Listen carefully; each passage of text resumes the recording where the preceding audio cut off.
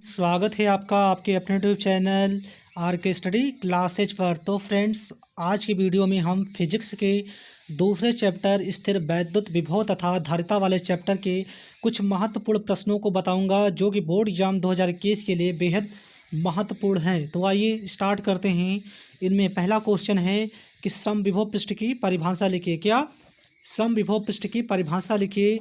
ये अति लघुत्तरीय प्रश्नों में अक्सर 1 नंबर में पूछा जाता है। ये 2018, 17, 15 और 2006 में पूछी गई थी।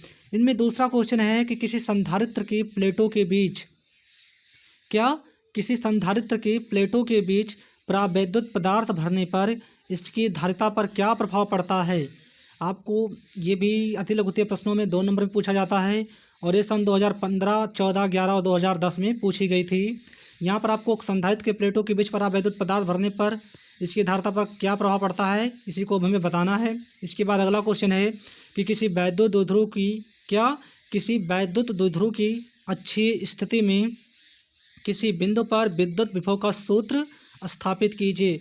आपको वैद्युत द्विध्रुव की अच्छी स्थिति में किसी बिंदु पर विद्युत विभव का सूत्र स्थापित करना है और ये बहुत ही महत्वपूर्ण है। ये हर साल किसी न किसी सेट में ज़रूर देखने को मिलता है क्योंकि ये बहुत इंपॉर्टेंट है। देखिए, लगातार ये 5-6 सालों से पूछी जा रही है। 2018 में पूछा गया, 17 में, 16 में, 15 में, 14 में लगातार पूछी गई थी और इसे आप लोग अच्छे तरीके से तैयार कर लीजिएगा। उसके बाद अगला क्वेश्चन है कि सिद्ध कीजिए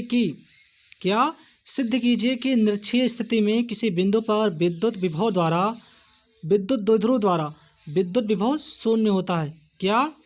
सिद्ध कीजिए कि निरक्षीय स्थिति में किसी बिंदु पर वैद्युत द्विध्रुव द्वारा विद्युत विभव शून्य होता है। आपको सिद्ध करना है। यानी ये क्वेश्चन भी आपको अति लघुत्तरीय प्रश्नों में 3 नंबरों में पूछा जाता है और इसके साथ एक सवाल भी जुड़ा रहेगा।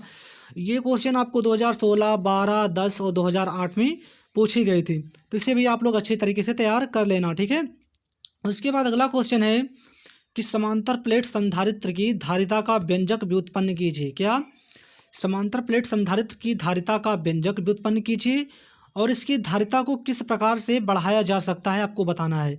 ये लघुत्तरीय प्रश्नों में 3 नंबर में पूछा जा सकता है और यही क्वेश्चन अगर दीर्घोत्तरीय प्रश्नों में पूछा जाएगा तो आपको इसके साथ एक सवाल जुड़ के आ जाएगा जिससे आपका ये दीर्घोत्तरीय प्रश्नों में 5 नंबर पूछा जा सकता है।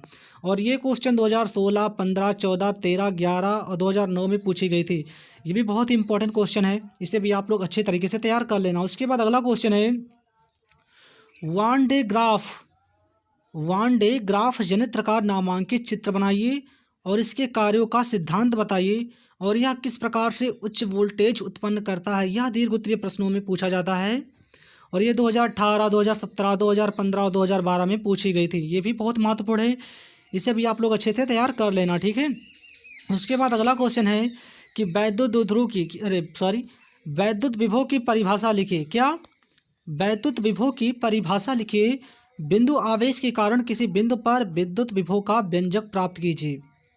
आपको यहाँ ध्यान देना स्टूडेंट कि आपको वैद्युत विभव की परिभाषा भी लिखनी है और बिंदु आवेश के कारण किसी बिंदु पर विद्युत विभव का व्यंजक भी प्राप्त करना है। यह भी इम्पोर्टेंट है और ये 2017, 15 और 11 में पूछा गया था। इसके बाद आज की लास्ट क्वेश्चन है कि संधारित्र की ऊर्जा घनत्व से क्या तात्पर्य है। क्या? संधारित्र की ऊर्जा घनत्व से क्या तात्पर्य है, इसके लिए व्यंजक स्थापित कीजिए।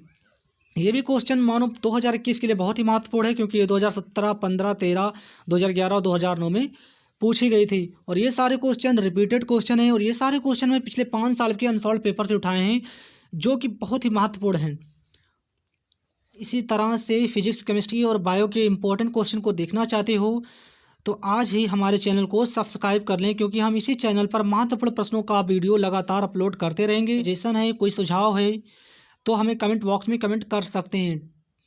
Thank you student, wish you all the best. जय हिंद, जय भारत।